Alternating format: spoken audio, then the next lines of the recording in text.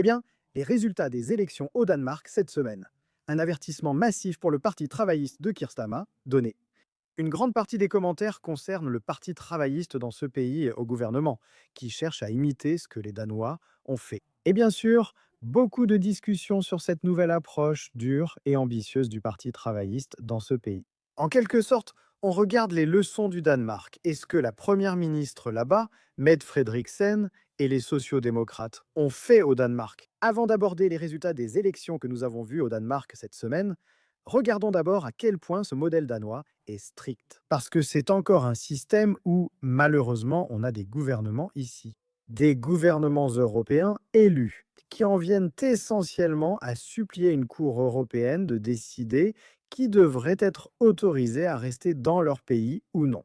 Et ce n'est pas un avenir que je veux pour mon pays, où le gouvernement élu, les premiers ministres élus, les chefs de gouvernement sont effectivement obligés de faire pression sur une Cour européenne, la Cour européenne des droits de l'homme. S'il vous plaît, pour nous permettre, par exemple, d'expulser plus facilement des criminels étrangers. Comment un dirigeant qui se respecte peut-il vraiment vouloir tomber aussi bas?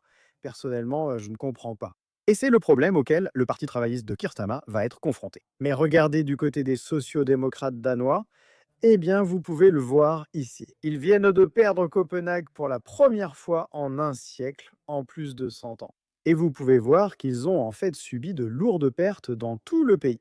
Frederiksen elle-même l'a dit. N'oubliez pas, c'est le parti que le parti travailliste de Keir Starmer tente d'imiter en reprenant les idées de ceux qui ont échoué. Un soutien plus important que prévu. Frederiksen a déclaré: Nous pensions revenir, mais le déclin est plus fort que prévu. Dans le bastion traditionnel des sociodémocrates, comme vous pouvez le voir, même cette région penche désormais fortement vers la droite. Et vous pouvez voir ici, dans l'ensemble, que les sociodémocrates ont été dépassés en tant que principal parti des maires du pays. Comme je l'ai dit, c'est ce parti que le parti travailliste de Keir Starmer cherche à copier et dont il veut s'inspirer. Il me semble qu'ils perdent du soutien dans leur pays.